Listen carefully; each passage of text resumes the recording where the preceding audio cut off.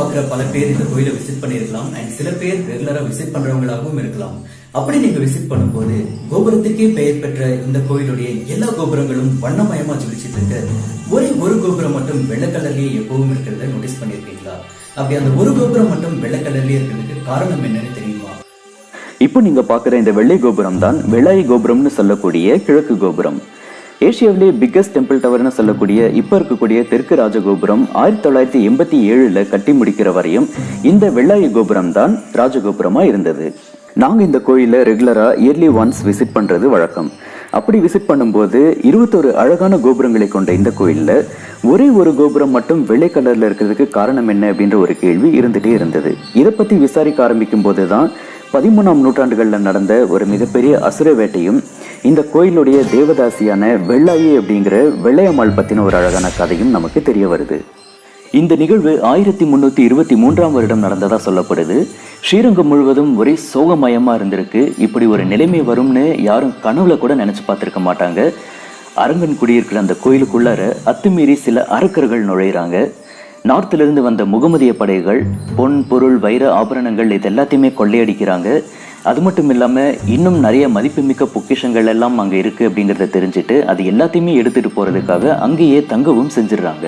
இந்த முகமதிய படைகளை எதிர்த்து கிட்டத்தட்ட 12,000க்கும் மேற்பட்ட ஸ்ரீரங்கத்து மக்கள் உயிர் தியாகம் செஞ்சிருக்கிறதா சொல்றாங்க.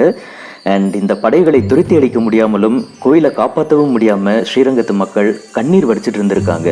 அதே சமயத்துல ஊர் மக்கள் கோயிலுடைய பொக்கிஷங்களை எல்லாம் பாதுகாக்க மறைச்சு வைக்கிற பணியில எல்லாம் ஈடுபடுறாங்க.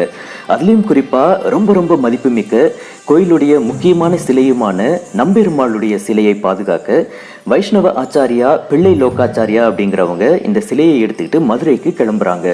அந்த சமயத்துல இந்த முகமதிய படைகளுடைய கவனத்தை திசை திருப்புறதுக்காக கோயிலுடைய தேவதாசியும் நடன மங்கையுமான வெள்ளாயி அப்படிங்கிற நம்ம வெள்ளையம்மாள் நான் ஸ்டாப்பா டான்ஸ் பர்ஃபார்ம் பண்றாங்க. இவங்களுடைய நடனத்திலையும் அழகிலையும் மயங்கி போன முகமதிய படை தளபதி வெள்ளாயிய தன்னுடைய ஆசி நாயகியா இருக்கும்படி கேட்கிறான். இதுக்கு வெள்ளாயியும் சம்மதம் தெரிவிக்கிறாங்க. இதை கேள்விப்பட்ட ஊர் மக்கள் ரொம்பவே ஷாக் ஆகுறாங்க. இப்படி ஒரு முடிவெடுக்க இவங்களுக்கு எப்படி மனசு வந்துச்சு? அரங்கனோட புகழ் பாடினவங்க ஒரு அரக்கன் கிட்ட எப்படி மயங்கி போனாங்க? இவங்கள மயக்குனது பொன்னா புகழா வீரமா அப்படின்னு புரியாம எல்லாருமே ரொம்பவே சஞ்சலப்பட்டாங்க. அண்ட் வெள்ளாயி மேல ரொம்பவே கோபமும் பட்டாங்க. வெள்ளாயியோட உண்மை முகம் புரியாம அவங்களுடைய உண்மையான நோக்கம் தெரியாம ஒரு நாள் நள்ளிரவை தாண்டின நேரம் வெள்ளையம்மாள் தளபதியை பார்க்க ஆசைப்படுறாங்க. வழக்கத்தை விட தன்னை கொஞ்சம் கூடுதலாவே அலங்கரிச்சுட்டு கூட கிளம்புன தோழியும் வீட்லயே இருக்க சொல்லிட்டு இருட்டுல தனியா போறாங்க. எப்போதும் அவங்களுடைய வருகையை முன்னறிவிப்பு செய்யற அவங்களுடைய அழகான கொலுசு அன்னைக்கு மௌனமா இருந்துச்சு. இரவு நேரத்துல படைத்தளபதியை பார்க்க போறது யாருக்கும் தெரியக்கூடாது அப்படிங்கிறதுனால தன்னுடைய கொஞ்சம் கொலுசுகளை கழட்டி வச்சுட்டு போறாங்க. ஸ்ரீரங்கம் ஃபுல்லாவே முகமதியர்களோட கட்டுப்பாட்டுல இருந்ததால வீதிகள்ல உள்ளூர் மக்களோட நடமாட்டம் சுத்தமா இல்லை. முகமதிய படை வீரர்கள் மட்டும் அங்கங்க காவல் பணியில இருந்தாங்க. அதுலயும் அன்னைக்கு கோயில்ல கொள்ளையடிச்ச சந்தோஷத்துல அதிகமா மது அருந்திட்டு மயங்கி கிடந்தாங்க. அதனால பலரையும் ஈஸியா தாண்டி போனாங்க நம்ம வெள்ளையம்மாள். ஸ்ரீரங்கம் கோயில் மண்டப பகுதியில டென்ட் போட்டு தூங்கிக்கிட்டு இருந்த தளபதியோட அறைக்குள்ள நுழைறாங்க. அந்த நேரத்திலையும் சுதாரிச்சுக்கிட்டு டக்குன்னு எழுந்து யார் இது அப்படின்னு கேட்கிறான் அந்த தளபதி. வணக்கம் தளபதியாரே அப்படின்னு ரொம்பவே பவ்யமா அழகா கும்பிடுறாங்க வெள்ளையம்மாள். ஓ நீயா, இங்கேயே வந்த? தகவல் சொல்லியிருந்தா நானே உன்னை தேடி வந்திருப்பேனே அப்படின்னு அவங்கள தொட போனான். அரசே, இது அரங்கனோட வீடு, இங்க நீங்க என்ன தொடக்கூடாது.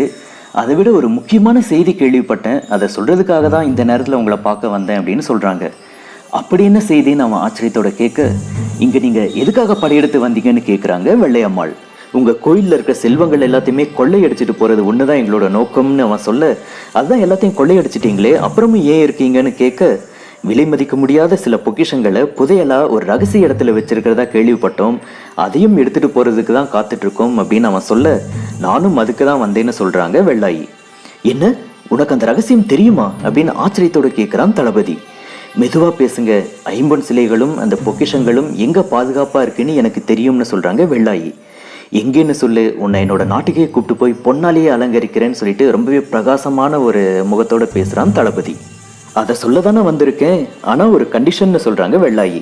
சொல்லு வெள்ளையம்மா, புதையலுக்காக உனக்கு என்ன வேணும்னு கேட்குறான். எனக்கு எதுவும் வேண்டாம், ஆனா அந்த புதையலை நானும் பார்க்கணும்னு ஆசைப்படுறேன். அதனால நீங்களும் நானும் மட்டும் முதல்ல போய் பார்க்கலாம், அதுக்கப்புறமேல்ட்டு நீங்க மற்றவங்களுக்கு சொல்லுங்கன்னு சொல்றாங்க.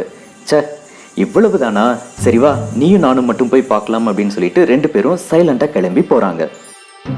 ஸ்ரீரங்கம் கோயிலோட கிழக்கு கோபுரம் கிட்ட வந்து நிக்கிறாங்க வெள்ளையம்மாள். இங்கதான் இருக்கு, ஆனா மேல போகணும்னு கோபுரத்தை காட்டுறாங்க. வா போகலாம்னு சொல்றான் தளபதி. ஐயோ, வௌவால் புறாக்கள் எல்லாம் இருக்குமே, எனக்கு பயமா இருக்கு அப்படின்னு செல்லம் கொஞ்சறாங்க வெள்ளாயி. அட இதுக்கா பயப்படுற, நான் இருக்கேன் இல்ல, சீக்கிரமா வா, உடனே போய் புதையல பார்க்கணும்னு அவசரப்படுறான் தளபதி. கொஞ்ச நேரத்திலேயே 2 பேரும் கோபுரத்தோட உச்சியை அடையிறாங்க. இரவோட நிசப்தமும் அழகான காவிரி ஆற்றோட இசையும் குளிர்ந்த காற்றும் அவ்வளவு விதமா இருந்தது. இந்த அழக கோபுரத்தோட உச்சியிலிருந்து ரசிச்சுக்கிட்டே, உங்க ஊர் எவ்வளவு அழகுங்கிறது எனக்கு இப்பதான் புரியுதுன்னு சொல்லிக்கிட்டே, ஆமா அந்த பொக்கிஷம் எல்லாம் எங்க இருக்குன்னு ஆர்வமா கேட்கிறான் தளபதி. அதோ அங்க பாருங்க அப்படின்னு ஸ்ரீ ரங்கநாதர் மூலஸ்தானத்தை காட்டுறாங்க நம்ம வெள்ளாயி. கீழதான் பொக்கிஷம் இருக்குதா, அப்புறம் மேல எதுக்கு கூப்பிட்டு வந்த அப்படின்னு நம்ம கேட்டு முடிக்கிறதுக்குள்ளார அந்த சம்பவம் நடந்துருச்சு. சினுங்களும் சிங்காரமுமா பேசிட்டு இருந்த வெள்ளாயி திடீர்னு புயலா மாறினாங்க. கோபுரத்தோட உச்சியிலிருந்து தளபதியை கீழே தள்ளி விடுறாங்க. தளபதி எழுப்பின அந்த அபய குரலை கேட்டு முகமதிய படையினர் எல்லாரும் கிழக்கு கோபுரம் சைட்ல ஓடி வராங்க. அங்க அவங்களுடைய படை தளபதி இறந்து கிடக்கிறத பார்த்து அதிர்ச்சி அடைகிறாங்க. கோபுரத்தோட உச்சியில பார்த்தா அங்க வெள்ளையம்மாள் வெற்றி தேவதையை போல தலைவன் இல்லாத படை தலைத்திருக்க ஓடிடும் அப்படிங்கிற ஒரு ஆனந்த பெருமிதத்தோடு நின்றுட்டு இருக்கிறத பாக்குறாங்க. அவங்களை பிடிக்க சில வீரர்கள் கோபுரத்தின் மேல வேகமா ஏற முயற்சி பண்றாங்க. அதை பார்த்து கொஞ்சம் கூட பயப்படல நம்ம வெள்ளையம்மாள். இவங்க கிட்ட மாட்டி உயிர் விடுறதை விட தன்னுடைய உயிரை தானே மாய்ச்சிக்கிறது மேல்னு சொல்லிட்டு ஸ்ரீ ரங்கநாதர் புகழ் பாடினபடியே அவரை வணங்கிக்கிட்டே அதே கோபுரத்திலிருந்து கீழே குதிச்சு அங்கேயே தன்னுடைய உயிர் விடுறாங்க வெள்ளாயி. இந்த விஷயத்தை கேள்விப்பட்டு ஸ்ரீரங்கத்து மக்கள் எல்லாரும் ஓடி வராங்க. வெள்ளையம்மாளுடைய பக்தியை குறைச்சு மதிப்பிட்டதை எண்ணி எல்லாரும் ரொம்பவே வருத்தப்படுறாங்க. ஒரு பெண்ணுக்கு இருக்கிற துணிச்சல் நமக்கு இல்லாம போயிடுச்சுன்னு பல ஆண்களும் வருத்தப்படுறாங்க.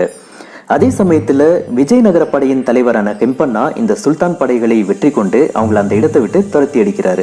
அதுக்கப்புறம் அவர் நம்ம வெள்ளாயியுடைய அன்பையும் வீரத்தையும் தியாகத்தையும் மதிக்கிற விதமாகவும் மதிப்பளிக்கிற விதமாகவும் அவங்களுடைய ஞாபகமாகவும் இந்த கோபுரத்திற்கு வெள்ளை கலர்லயே பெயிண்ட் பண்ண சொல்றாரு. அன்னையிலிருந்து இந்த கோபுரத்தை ஒயிட் கலர்ல மட்டுமே தான் பெயிண்ட் பண்ணிட்டு வராங்க. அண்ட் அது மட்டும் இல்லாம இந்த கோபுரத்தை வெள்ளாயி கோபுரம்னும் வெள்ளை கோபுரம்னும் அழைச்சிட்டு வராங்க. வெள்ளை கோபுரத்திலிருந்து குதிச்சு உயிருக்கு போராடிட்டு இருந்த வெள்ளையம்மாள் தன்னுடைய உயிர் பிரிகிற சமயத்துல இனி வர காலங்கள்ல என்ன மாதிரியான தேவதாசிகள் யாராவது இறந்தாங்க அப்படின்னா கோயில்ல இருந்து தகுந்த மரியாதைகள் செய்யணும்னு கேட்டிருக்காங்க.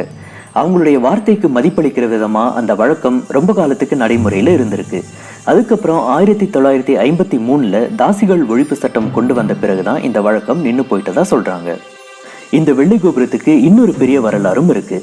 சைவ சமயத்தின் மேல தீவிர பற்று கொண்ட சோழமண்டல அரசரான கோனேரி ராயன் ஸ்ரீரங்கம் கோயில் சொத்துக்கள் எல்லாத்தையுமே பறிக்கிறார். தினசரி நெய்வேத்தியங்களுக்கும் தடை விதிக்கிறார்.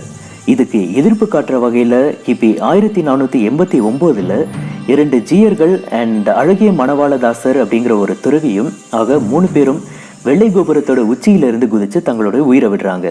இதை கேள்விப்பட்ட விஜயநகர அரசன் நரசநாயக்கர் கோனேரி ராயனோட போரிட்டு அவரை தோற்கடிச்சு ஸ்ரீரங்கம் ரங்கநாதர் கோயில் சொத்துக்களை மீட்டு கொடுக்கிறார். அதுக்கப்புறம் ஸ்ரீரங்கம் கோயில் வழிபாடுகளை முறைப்படுத்தினாங்க.